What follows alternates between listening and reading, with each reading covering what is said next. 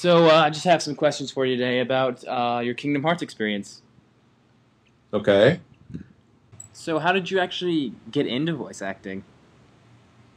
Well, that's kind of a long story, but the short story is basically I came out to Los Angeles to be an on-camera actor, which I do and I still do. I just finished the lead in one of the leads in a film called Broken Spirits, which we just did.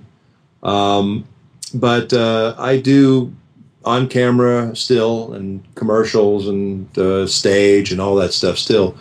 But the way I fell into voice acting was my wife, who was my girlfriend at the time, it was a long time ago, had just done a movie, and the people who did the movie had another movie that they didn't like the voices of the actors in the movie, so they asked her to come and audition for this to replace their voices in this other movie, and she basically said, "Can I bring my boyfriend with me?" And I went in there, and the guy said to me, "Have you done this before?" And I said, "Oh, I've done it a million times, and I never did it before in my life." And I went in there and I did it, and I took to it like a duck to water, and I did really well for them. I got the lead in the movie, and basically after that, they started recommending me to different people, and I started working on different projects. And before long, I was doing Robotech, and that kind of took off. And from there, I just started doing tons of anime, and then from there, I started doing games, and now I'm doing original animation. I'm in the new Airbender series from Nickelodeon.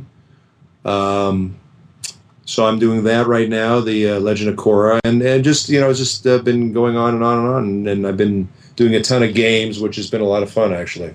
What other games? Well, I have a new one just came out, the Mortal Kombat game. I play Raiden in that, Oh, cool. and I played a Raiden, of course, in Mortal Kombat versus DC Universe, which I also played the Joker in, and the new Transformer game. I play Skywarp in that, and a game called Mod Nation Racers. I play Biff Tradwell in that, and just a bazillion games. I'm in all like Call of Duty, Black Ops. I'm in Resident Evil. I'm in Star Wars. I'm in a lot of these games. That are new and coming out, and a few I can't talk about yet because they haven't come out yet, and we have to sign these. Non-disclosure. Exactly.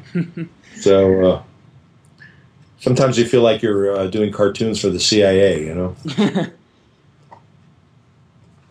But it's been fun. It's been a great ride, and I've been having a lot of fun. And I get to work on some really cool projects. I'm working on a really neat project right now that I'm writing and directing. It's an animated feature from China, and it's a very cool looking movie. And we're going to be doing that with mostly an all-star cast, so that's going to be fun.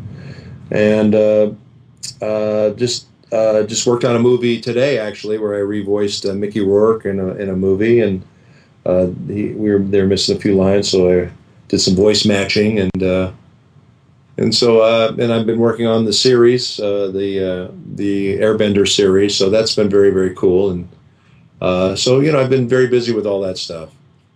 So how was it actually working with the Disney team? It was interesting. As I'm sure you know, Billy Zane did the first one, and for whatever reason, I'm not really sure what the reason was, he didn't do any of the other ones. I don't know if he didn't want to do it, if he wanted too much money, if there was a problem. I mean, I don't know what the deal is with him. Maybe he was unavailable. I really don't know. But the way that I got the job was I do the role of Bateau in Ghost in the Shell, and apparently the guy who does the voice of Ansem in Japan is the voice of Bateau in Ghost in the Shell. So the producers basically ask who does the voice of Bateau in America, and they said Richard Epcar, so they basically hired me because of that. So it was kind of an interesting experience. I went in to do the first one for me, which was Kingdom Hearts 2, and I went into the booth, and I would do a line, and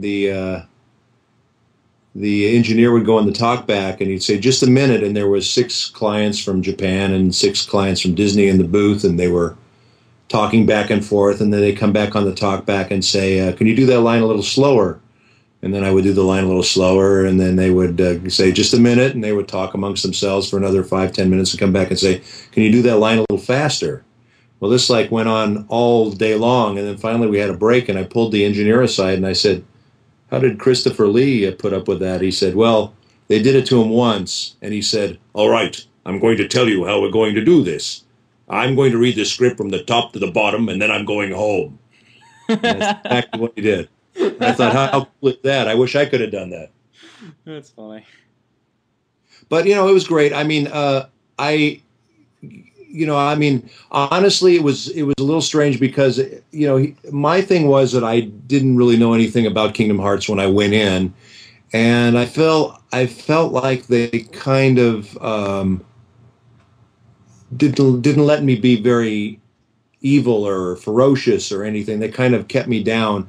And as I found out later, some of the fans didn't dig that either. So when I kind of heard about that, I kind of went in and I made him a little tougher and a little stronger. And I think people really like him now.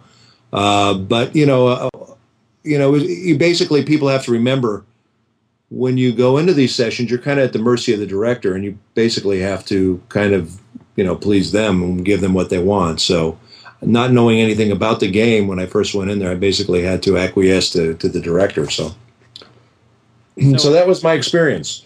After that, it's been fine, and I've done about 5 of them since, and they're wonderful. And basically, we just go in and we record them now, and that's that. It's a great series to be part of, and I'm very, very proud and honored to be part of it. It's people wherever I go, they love Kingdom Hearts. So how did you actually create the character of Ansem, Seeker of Darkness? Well, we basically, you go in there and you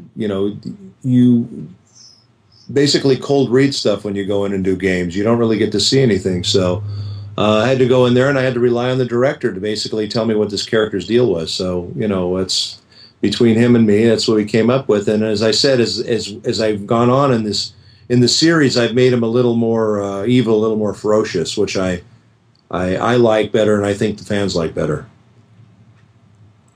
So how's the life of an actor over there?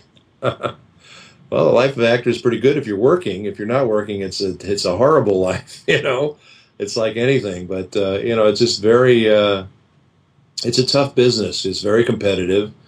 And, you just, there's a lot of luck involved. And, but the thing is, when you do get an opportunity, you have to deliver the goods and be good. And if you are, then hopefully people will remember you and hire you. And that's kind of been my thing. I've been very fortunate in that a lot of the people I work with like my work and bring me back for a lot of stuff. And I go from one project to another, and it's been really good. And like I say, it's a great life if you're working and you're busy, and which I've been very fortunate to do that. If you're not, can be pretty horrible. I'm one of the lucky ones. I've never had to wait tables or do any of that other stuff. So I'm very fortunate in that respect. What's been some of your favorite roles throughout your career? Well, this thing I just did, this movie I just did called Broken Spirits, where I play this character Godric. Which was really, really fun. It was on camera. And basically he's a shoddy shaman, and he basically has this sweat lodge out in the desert, and he's trying to convince everybody to pay him money to go and meditate in a sweat lodge. And what they don't realize is that the sweat lodge is over a vortex to another world, another dimension, and these people keep getting sucked into this vortex. And I don't believe it because I'm a phony, and I think it's a bunch of crap. And basically what happens is we realize that these people are being sucked into another world, and then there's demons on the other world that basically want to take over the people's body and come back into the real world. And so I find out about this, and I have to go into the vortex and save these people. So it's kind of a cool part. He's kind of an unwitting hero, and he has to go in and save him. So that was really fun to do that. And as far as voice jobs, Ansem's been a great part for me. I love doing the Joker. That was an amazing part. That was really, really fun. And Bato and Ghost in the Shell, I love doing him. And I just did this anime called Monster, where I play Inspector Lunge in that, and it was a very different character for me, so that was a lot of fun. And I just did a couple of. I'm in the new Planet of the Apes movie. I do the voice of Buck, the big gorilla, and that was very challenging to do that. And I do some I do some revoicing on this new X-Men movie that's just came out.